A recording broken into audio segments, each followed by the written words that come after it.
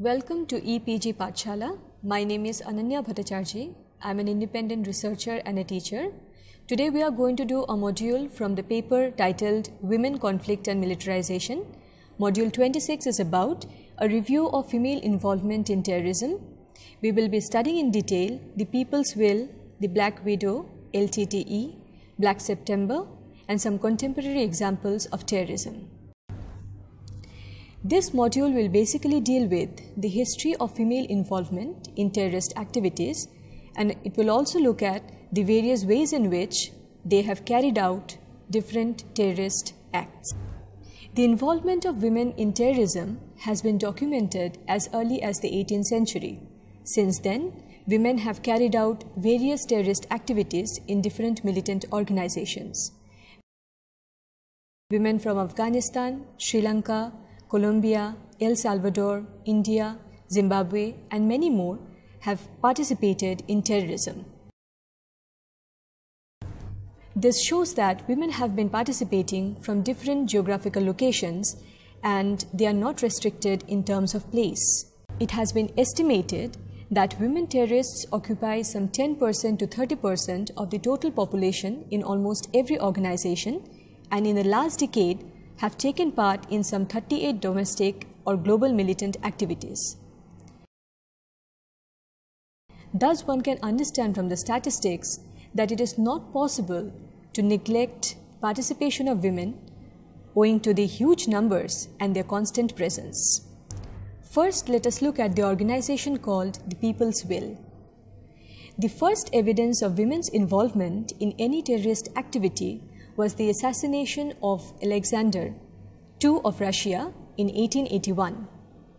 On March 13, 1881, Alexander II was on his way from Mikhailovsky Palace to his palace in St. Petersburg. While he was traveling, there was a series of bombardment on his carriage.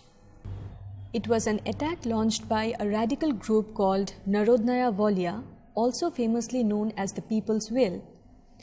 People's Will was a radical revolutionary militant group that worked towards bringing about social and political reforms in Russia. This group emphasized the need to organize a political struggle against the state structure and also undermine the state. The number of female members was quite high in this group. 10 out of total 29 executive members were women. Moreover, some 11 terrorist activities were performed by the males during 1905 to 1908. The two women who were directly involved with the murder of Alexander II were Perovskaya and Jessia Gelfman. Perovskaya was given death sentence and was the first woman ever to be hanged in Russia for militant activity. Let us come to the next organization called the Black September. This is an organization where women have been involved in political violence. This is a terrorist group that supports the Popular Front for the Liberation of Palestine, known as PFLP. This militant organization is mostly involved in hijacking aircrafts and demanding negotiations with the government for release of their members. This actually becomes a problem and a challenge for the government since they cannot yield to the pressures of the terrorists, which otherwise would have some serious repercussions. The group demanded that the PFLP members who were detained in Israel should be set free. Eventually, 3 airliners landed safely in some deserted regions of Jordan and Cairo, but the hostages of the 4th aircraft were successful in terminating the terrorist operation by overpowering Leila Khalid, a Palestinian woman who was in the charge of hijacking. The PFLP hijacked another aircraft with 300 passengers and demanded negotiation with the government and release of Khalid. Initially, the government did not succumb to the pressures of the militant group, thinking that it would encourage further militant activities, but Khalid was finally released after PFLP blew up the remaining 3 aircrafts. Khalid became popular as a Palestinian revolutionary and was considered a significant female leader of the PFLP by many women who were motivated to join the force. She is the first woman to have hijacked any airplane, and for the Palestinian, she is a symbol of resistance. She believed that she was a freedom fighter, and she encouraged her fellows to fight for Palestine until and unless the injustice and oppression was finished. Although Khalid stands out as a remarkable example of female leadership, most Palestinian women occupy secondary roles in terrorist groups. They do not perform leadership roles and are mostly employed as suicide bombers. This is probably due to the fact that they live in a society where rules are formulated by the patriarchal order for the terrorist groups and the society at large. Another woman named Reem Sly Raishi blew herself up at the major area's crossing point between Israel and the Gaza Strip, killing at least 4 Israelis and wounding at least 7 others.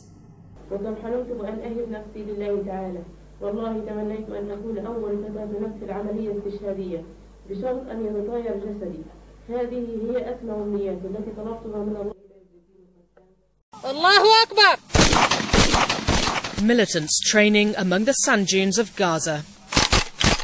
Masked, armed, ready to fight, and female.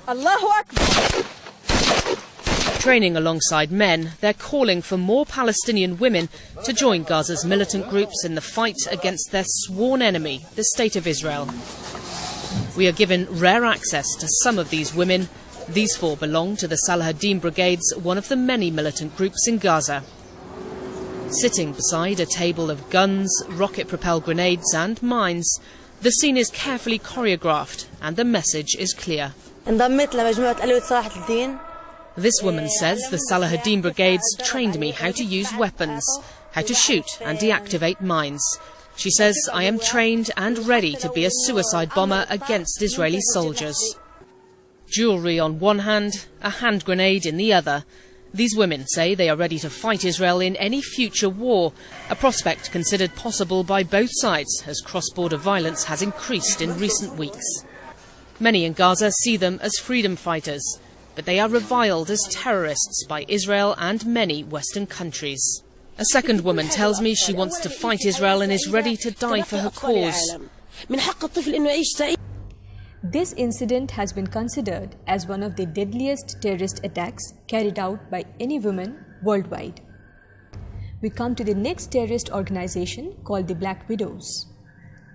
This is a female terrorist group that fought for the independence of Chechnya, a federal subject of Russia situated in the northern Caucasus Mountains.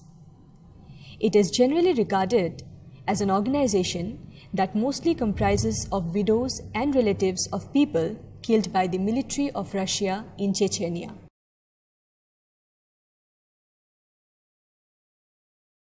They have a unique dress code, black attire with a martyr's belt, and this dress code distinguishes them from any other terrorist group nationwide. Black Widows are Islamist suicide bombers who have considered themselves to be a manifestation of violent jihad. Many of these women were prepared by ways of narcotics and rape.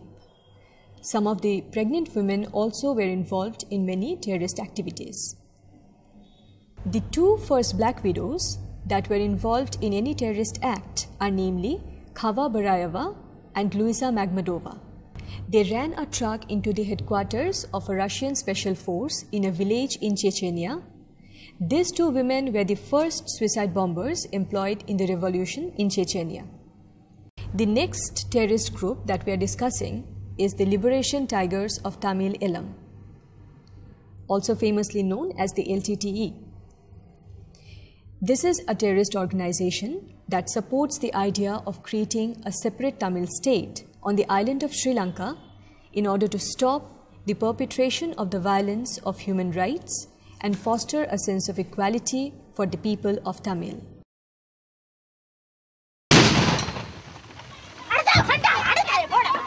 The Tamil Tiger female soldiers in action in a recent battle against the Sri Lankan army. Most of these women are under 25, trained to kill and fight on the front line. They may be banned as a terrorist organisation in the West, but here in their heartland of northern Sri Lanka, they are freedom fighters. This territory is Tamil Tiger's stronghold, and their formidable female fighting force say they are prepared to die to keep it that way. 20-year-old Malati shows us her prowess with the machine gun. She says she joined the LTTE at 19. I feel satisfied when I kill the enemy. The hardest part is to face the shelling. Off the battlefield, a softer side of Malati comes through. It is women and children that are affected the most in a war. That is why women make better soldiers. But what of her own future and children? I will think about becoming a mother after we get our homeland. She shows me her hero, the Tiger's first female suicide bomber. Would she do it? If the leader permits me, yes. None of the female soldiers get paid a wage, but they are ready to do anything for their commander, the elusive Prabhakaran, who they call our national leader. He is commander, leader, mother, father, everything to me. Voluntarily or coerced, many Tamil families in the north and east of Sri Lanka will give up one of their children to join the struggle. It is allegations of child recruitment and suicide bombing tactics that have put LTTE on the list of terrorist organisations in 33 countries. But Prabhakaran commands total support from his female commanders like Tamalini, who says the international community has got it wrong. We are fighting against state terrorism, the Sri Lankan army. The international community should understand the difference between a freedom struggle and terrorism. We are not terrorists, we are freedom fighters. We do not target civilians. Tamalini would not reveal the number of female soldiers, but says they have no problem recruiting girls or getting funding. But it is the Tamil civilians here that are the real casualties of the 24-year-old civil war. In this refuge live the women mentally affected by the conflict. Some say they have been separated from family members. Others claim to have been raped by the Sri Lankan army or have run away from the shelling. The LTTE fought for some 30 years and is regarded as one of the deadliest forces who fought for the Sri Lankan state. As the name itself suggests, they showed indomitable courage and commitment for the cause of their state. A lot of women have been part of this group to ensure an end to the discrimination faced by the Tamil people ever since the Constitution of Sri Lanka was written in 1978 and implemented without any consideration for the Tamil people. A study states that the number of suicide attacks by women from the LTTE have been more than any other terrorist groups in the world. Female militants of the LTTE have caused huge losses to the government of Sri Lanka and some private firms. Out of 168 suicide attacks from 1980 to 2000, women were involved in approximately 30% of the attacks. An LTTE named Dhanu was associated with the assassination of the former Indian Prime Minister Rajiv Gandhi in Tamil Nadu. This incident took place in 1991, killing at least 14 others. This happened at a time when India had just ended its involvement in the Sri Lankan Civil War through the Indian Peacekeeping Force. Now let us look at some of the other terrorist organizations which highlights the participation of women. The first is called Partiya Karkaren Kurdistane. Vanop claims that the females are responsible for 1/3 of the LTTE's suicide bombings, but the numbers are even more impressive when we come to PKK. The females being responsible for 2/3 of all attacks. The PKK is an ethno-nationalist group whose key objective has been to create an independent Kurdish homeland from the territory inside Turkey. Let us look at the condition of women in the PKK. Young girls who were oppressed by their families joined PKK with the hope that they would be set free. Kurdish communities are highly patriarchal who do not allow women space. be it the case of choosing their husbands. The PKK took advantage of this situation and recruited many women and girls and promised them to give an equal status, thus eliminating any gender discrimination within the terrorist group. Next, we discuss the Chechen separatists in Russia. Cunningham states that the role of females in the Chechen separatist movement was initially limited because social and cultural restrictions prevented female participation or mobility. But since 2002, Chechens have increasingly utilized female in operation, especially as suicide bombers.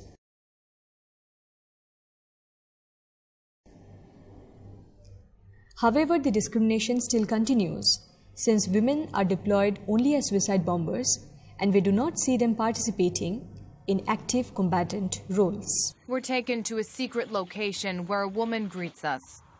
Besse Hozat is number 2 in the PKK after Abdullah Öcalan. The group calls itself socialist and secular and says it makes no distinction for gender. At every level, a man and a woman lead together. The PKK without women wouldn't be the PKK. It's a party based on freedom and equality between men and women. To solve the Kurdish conundrum, the PKK favors local democracy. Our model rejects nationalism, religious intolerance, racism, centralism. We're not in favor of an authoritarian project. Our objective is for all groups to protect themselves, for them to be the real power holders. The PKK says it seeks to liberate all groups of people in the Middle East. Our party isn't fighting for Kurdish freedom. We've already outgrown that mission. In this region, we're defending humanity. All people, all ethnicities, and all beliefs. They'll live together as friends and brothers, and they'll govern themselves.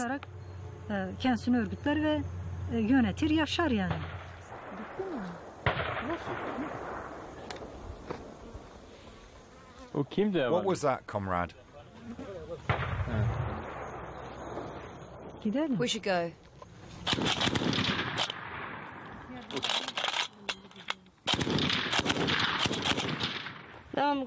Further up in the mountains, PKK fighters are training for combat.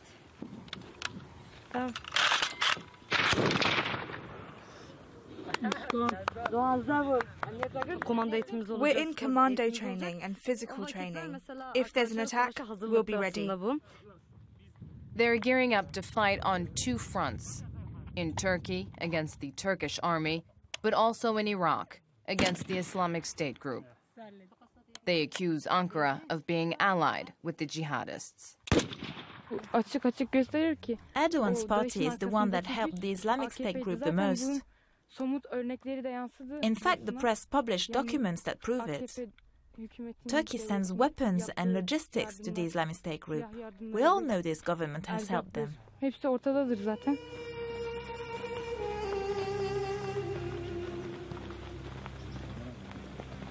Coming to the Eritrean People's Liberation Front, known as the EPLF, it is an organization that evolved as a result of anti-imperialist feelings towards Ethiopia. Prior to the Ethiopian rule, Eritrea had been colonized by Italy in 1890 and subsequently passed around to other European powers during the 20th century. Studies on EPLF show that the role of women and the impact of objectives on gender equality. Most women joined EPLF operation in 1973. Accounts of Eritrean struggle for independence agree that women played a major role at all levels within the organization.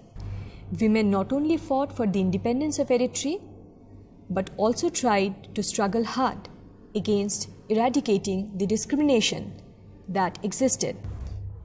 They also tried to revolutionize the ideas related to marriage, motherhood, childbearing, political involvement, and so on. Next we look at the Mau Mau movement of Kenya.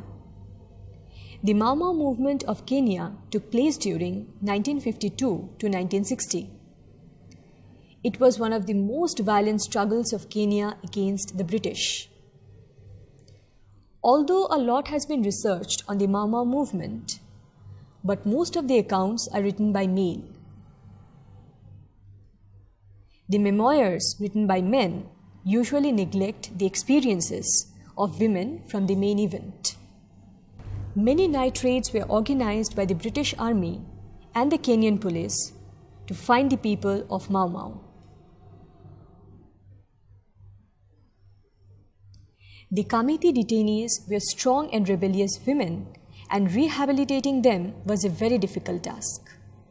These women could not be easily swayed by recreation because the past scenes were unforgettable to them. It is believed that these women were tortured to a great extent that included mutilation of bodies, torture before murder, setting victims alive, splitting of the stomach of pregnant women, and so on. Although the stories of Gita Mayo remained unknown for a long time, recently many archival records highlighted the fact that its detainees and that of Kamiti were physically abused. Anderson comments that the use of force against detainees had become a nationwide policy in 1957 known as the dilution technique.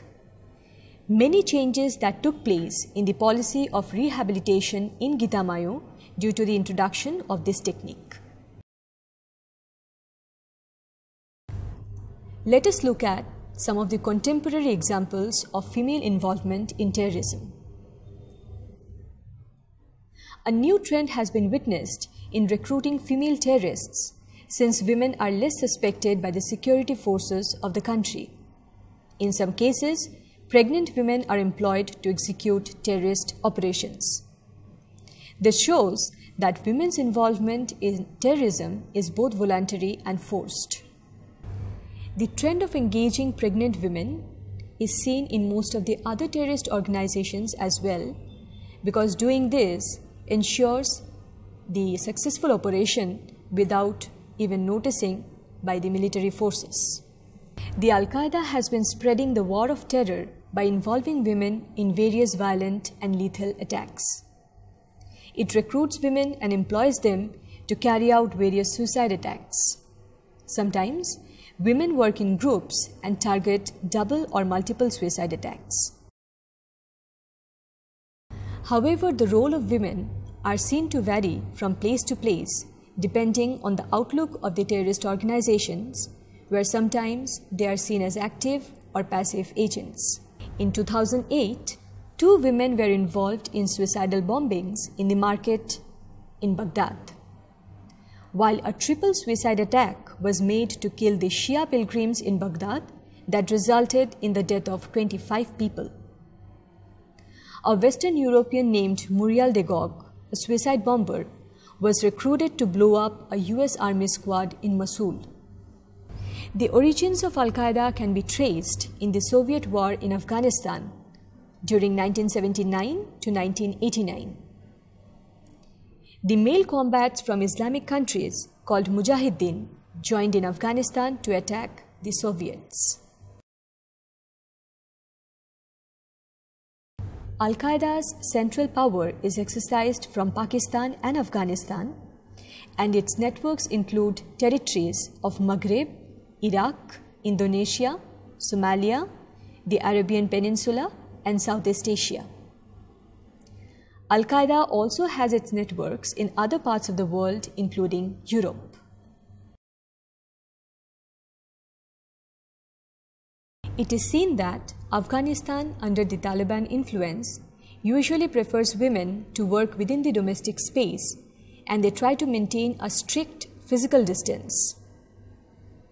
Osama bin Laden, the Al-Qaeda leader, however, believed that women have an active role to play in supporting their male combatants.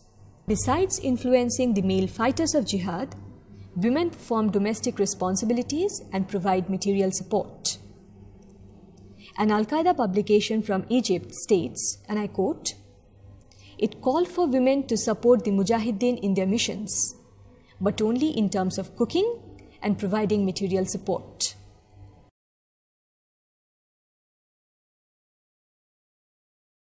Here we find a very conservative outlook towards women who are believed to be inferior to men in carrying out active, violent, combatant roles. So they are mostly relegated to the private space and are accorded the responsibility to provide supportive roles. Women support Al-Qaeda in the domestic sphere, which include work like helping men and families hide from authorities and live underground. So basically their territory of work lies within the household, and they are mostly engaged in carrying out household chores and restricted from engaging in the public. But there are notable exceptions. One is the case with Hala Al-Kwasir, a Saudi woman, wife of an Al-Qaeda leader, and she can be taken as an example. She is known as the First Lady of Qaeda and was popular for her skills of fundraising. She collected money from wealthy Saudis on the pretext of raising money for orphan children. However, she finally got arrested in 2010.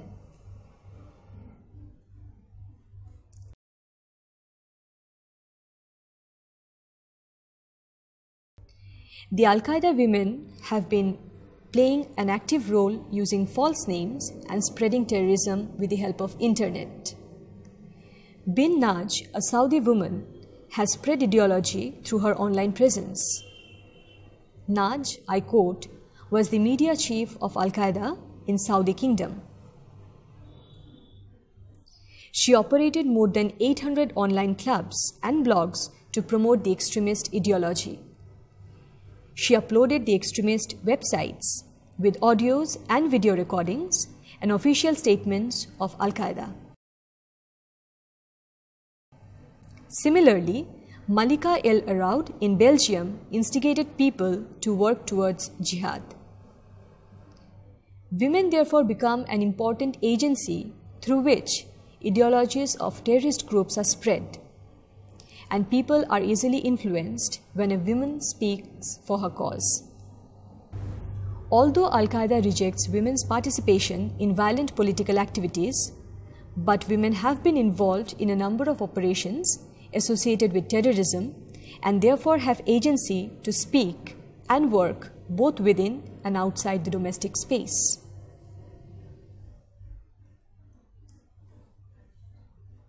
Samantha Lew White was born on May 12, 1983 in Northern Ireland to a British soldier and an Irish Catholic mother. She is also known as the White Widow and a mother of 4 children. She is branded as one of the most wanted terrorist women in the world. She is accused of plotting to blow up resort hotels in Kenya packed with Christmas tourists. She has launched a recruitment drive where she recruits young children and women to act as suicide bombers by bribing their families. She has been involved in the murder of some 400 people and is regarded as a key figure in the jihadist terrorist groups. Let us look at some of the case studies of the rebellion of the Mau Mau. Women played a significant role in the rebellion, taking on military, civilian and activist roles. One woman named Muthoni wa Kirima even rose to the position of field marshal. Women played an even more important role on the civilian front. They were crucial members of the passive wing, which provides supplies and intelligence information to Mau Mau fighters. Women were also members of the Mau Mau councils, which helped them to have an interaction with the government and make important decisions about the rebellion, as well as the high courts, which punished such rebels for transgressing. Several government reports in 1953 indicated the importance of women's contribution. In one report, it was revealed that the part played by women to aid the terrorist is considerable. the British were alarmed at women's involvement in the Mau Mau, as they had assumed that women would stay away from the rebellion. However, whenever there was scope, women's involvement became clear, and the colonial government decided to act. The government decided to detain those women who deemed to be most. Evidence of several abuses towards the Kamiti women were documented, and it stems from several sources. In a letter written by a group of women from Gitamayu in 1958, the detainees described that the beatings they suffered were unbearable, and they asked a simple question. I quote, "We want to know who has given these men permission to do that. So why are we beaten like that?" Unquote. This letter caused a firestorm in the colonial office, resulting in investigations into the treatment of the female detainees. However, rather than addressing the issue of the detainees' treatments, it appears that the colonial office tried to cover it up. Medical officials working with the women often ascribed such physical ailments to resistance or to insanity. Women in the camps who were struggling to walk, most likely due to injuries, were instead said to be suffering from a physiological inhibition which made it difficult for them to walk. The label of mental instability was often applied to African women who were considered deviant by the colonial administration. This was especially true for women who had engaged in violence, as this was seen as abnormal female behavior, thus rendering them insane in the eyes of the British. In this module, we have discussed how women have participated in different terrorist organizations. We have read some of the major terrorist groups where women's involvement has been both active as well as passive. To make the student aware of the way women are affected by the violence that terrorist groups unleashed on society, this module has been designed in such a manner to understand and learn that women are not just victims, but they are perpetrators of violent activities. Thank you.